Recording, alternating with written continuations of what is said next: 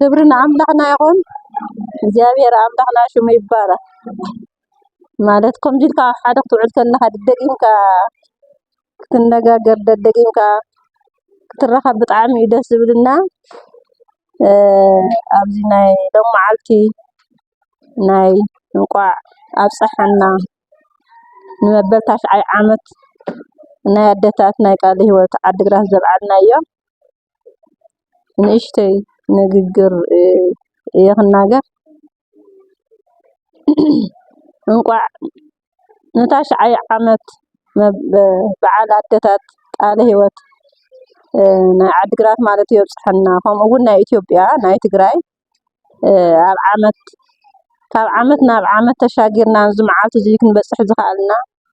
ካብቱ ምሕረት ኣምላኽ ዝተልዓለ እሞ እግዚአብሔር ኣምላኽና ሽሙ ዝተባረኸ ይኹን ስለዚ ህዙ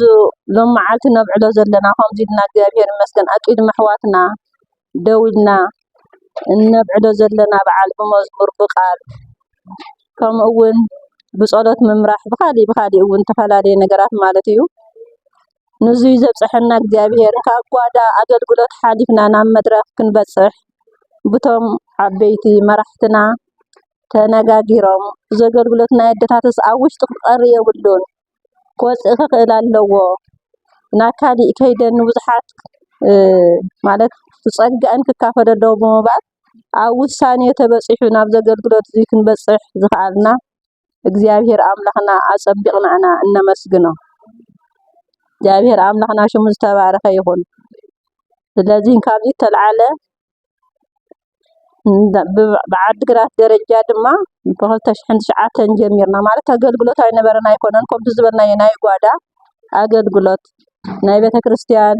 ንቤታ ሰበይት ኣደ ከመይ እያ ትሰርሕ ንጓዳኣ ካብ ጓዳኣ ሓሊፋ ከዓኒ ንጎረባብታን ንምድራን ሃገራን እያ ትሰርሕ ምክንያቱም ከምቲ ቃል ኣብ ኤርምያስ ዝብሎ ኣልቃሻ እንታይ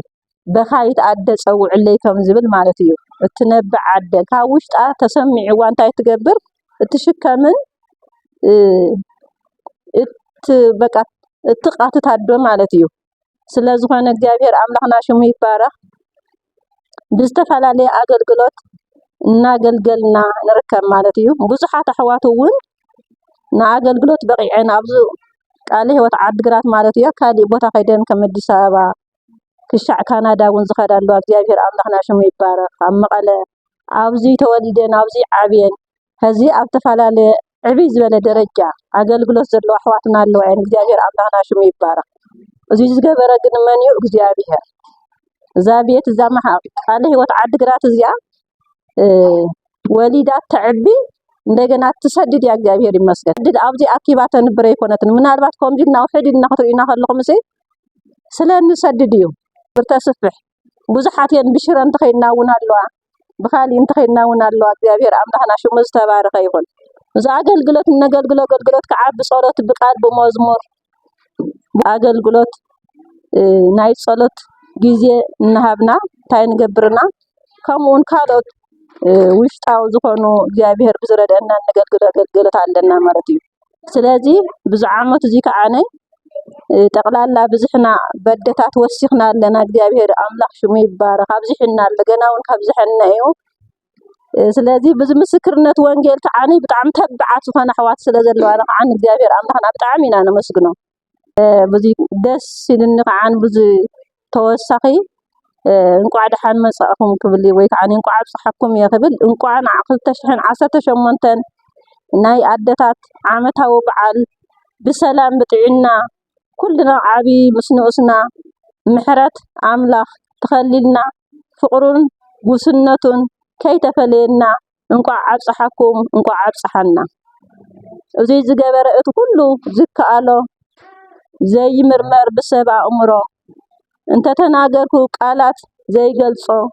እንተዘመርኩ ጭራሽ ዘይጸግቦ ተገሪመ ተደኒቀ ብቃሉ ክሓስቦ መግለጽ የብሉን እንታይከ ክብሎ ዓብይ ዕድል እዩ ናይዙ ኣምላኽ ውሉድ ምዃንና ፍረ ኣለዎ እዩ መኻን ኣይኮነን መኻን እቲ ኣባይ ዝጸንዕ ኣነ እውን ኣብኡ ንሱ እዩ ብዙሕ ፍረ ዝፈሪ ነባሪ ዘርኡ ንስምዓዮ ነስተውዕሎ ብልብና ነቲ ዝዛረብ ዝድህስስ ውሽጥና ንሱ ዝሞተ ህይወት ዝሃበና ክመጽእ እዩ ማራናታ ኣሜን ኢየሱስ ጎይታና ኢየሱስ ጎይታ እዩ ተባረኹ እግዚአብሔር ይባርክም